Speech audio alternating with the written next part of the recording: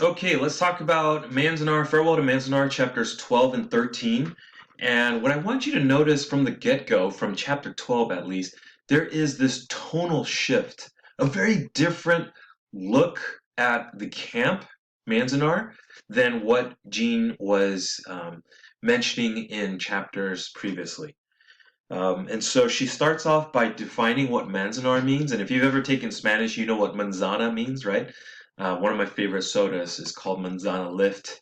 There's an American version called Manzanita Sol. But man, you need to go to Mexico to get some of the good sodas because they use real sugar in Manzana Lift, which you can only find in Mexico. But I digress. So this term Manzanar is an apple orchard, and apple orchards are supposed to be this image of fertility, fruitfulness, sweetness, sustenance, goodness. But we know that from chapters 1 through 11 at least, Manzanar was anything but. It was just hardship, it was pain, it was confusion, it was frustration. Um, and so we see that the camp is ironically named because Manzanar is supposed to be a good thing, but it's not. And so the tonal shift, though, occurs at the end of the first paragraph in what page is this? 85, where they move at 1943. So this is a little over a year from their time there. They move to block 28, and that's when Gene says it was a turning of our life in camp from the outrageous to the tolerable. Notice she says from the outrageous to the tolerable, not from the outrageous to the good. But it's tolerable. Life is more normal than we see.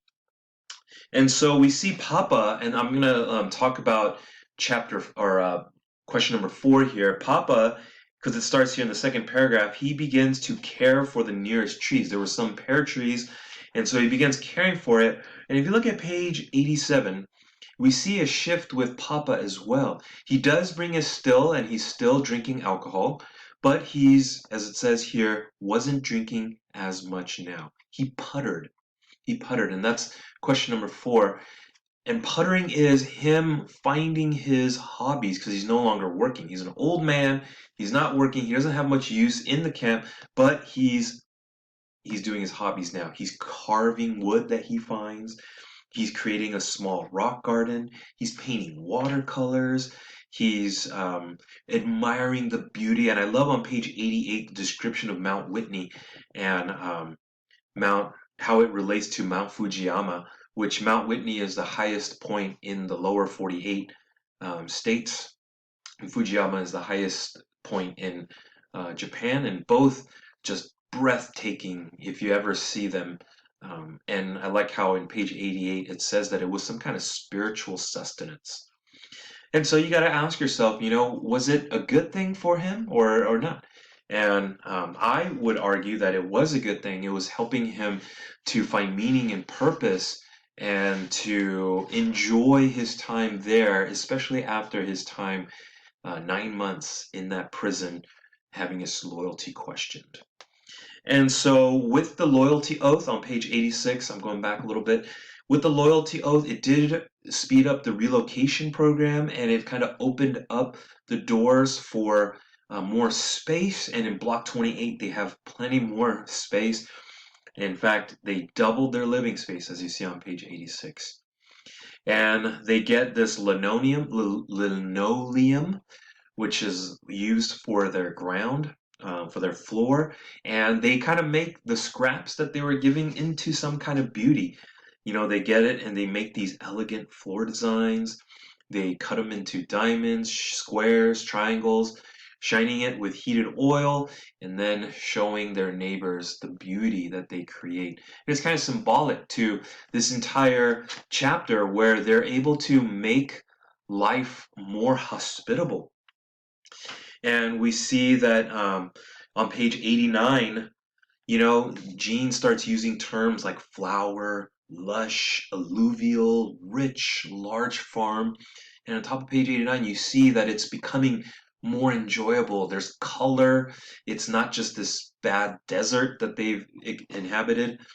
And which is interesting too, because Manzanar used to be an apple tree, and after they diverted the water to Los Angeles, it became just this disgusting um, desert. But now, as they're experiencing life here, they're getting a little bit more water channeled to them so that they can have sustenance. And as they begin to live years in Manzanar, on page 89, she says, it was as if the war were forgotten, our reason for being there forgotten. In such a narrowed world, in order to survive, you learn to contain your rage and your despair, and you try to recreate as well as you can your normality, some sense of things continuing. The fact that America had accused us, or excluded us, or imprisoned us, or whatever it might be called, did not change the kind of world we wanted. And on page 88, they adopt the Shikata Ganai attitude, this it cannot be helped, it must be done attitude or motto. And what had to be endured was the climate, the confinement, the steady crumbling away of family life. But the camp itself had been made livable. They accepted their lot. And look at what Woody said. We're here, and there's no use moaning about it forever. And so they're really able to um, make a bad situation tolerable. And they begin to, get engaged in the community. On page 90 and 91, Jean talks about what their siblings were doing in high school and middle school and different community events that they're a part of. Bill, the oldest brother, starts to play trumpet and take vocals on Glenn Miller arrangements, such as in one of the songs that she mentions is one of the hit songs, Don't Fence Me In, which is a little bit ironic. And they didn't sing it because it was ironic, and they were trying to, passive aggressively say that to the people, the captors. It was just the song of the time. And so we see this sense of normality created in Manzanar in chapter 12. Now we get to chapter 13, and we are continuing this very shift in tone where things are looking up. Things are looking good. And in chapter 13, we see that the very first sentence shows that the ache that Jean was feeling subsided. Didn't entirely disappear, but it gradually submerged. And one of the things that she noticed was school. School, especially in the second year, had gotten so much better. A teaching staff had been hired. They had blackboards, new desks, reference books, lab supplies. And her fourth grade teacher had a pleasant face, but she was sharp, commanding eyes. She was from Kentucky. She was a spinster, meaning that she wasn't married, and she was about 40 years old, but she was the best teacher that Jean had ever had and was a really good teacher that prepared them for life outside, at least academically, of Manzanar. And so she was able to thrive really as she's going through school. And then, she begins this interesting little discourse about Lois and Esau.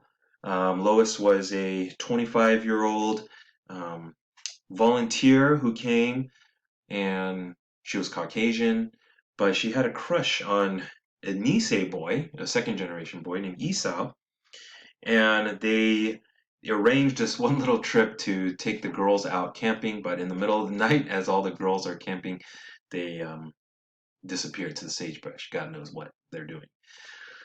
But this is an interesting tale because this is kind of like a forbidden romance that they're experiencing. And we see this theme kind of continue later on when, and this is related to question number 6, when Jean wants to become Catholic, but Papa says no. And one of the reasons Papa gives is because that no Japanese boys are Catholic, and then so she would not be able to marry a Catholic boy. And so there's that theme of this, forbidden love based on race and, different things like religion. And so then Jean talks about all the different kind of extracurriculars that are available. And the one that she really gravitates to is baton twirling. And as she does some reflection, keep in mind, this is written 30 years after this fact. She was reflecting on why she was so drawn to baton twirling.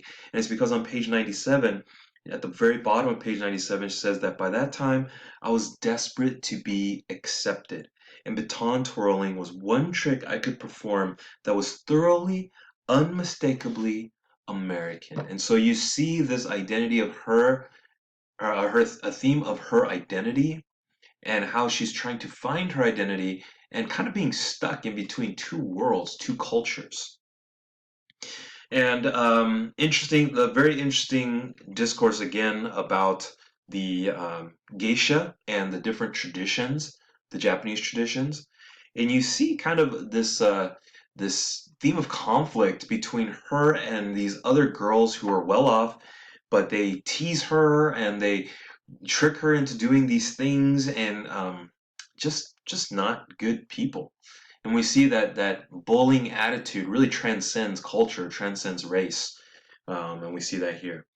And then this ballet class that she takes, and she sees the ballet instructor, and you remember what she was like. She was a good dancer once, and page 100 says this towards the bottom. She had been a good dancer once, but now she was overweight and sad to watch. And so as she's doing these practices, she's not looking as graceful as she once was. She's looking old, heavy set, and tired. And then when she takes off her ballet shoes, there's blood. And Jean says this on page 101.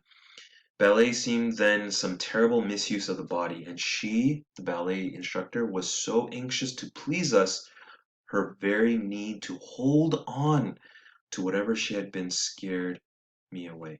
To whatever she had been scared me away.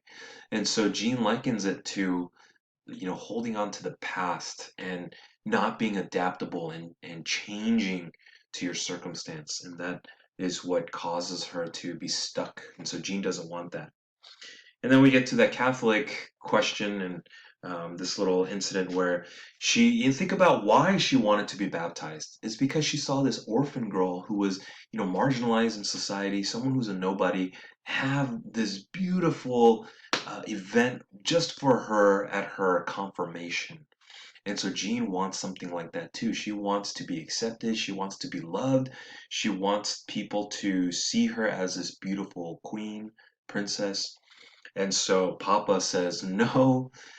He doesn't say no because he knows her intentions, but because it would go against their culture. But we'll see later that Jean, as an adult, agrees with that, and says that it was probably for the best that she didn't.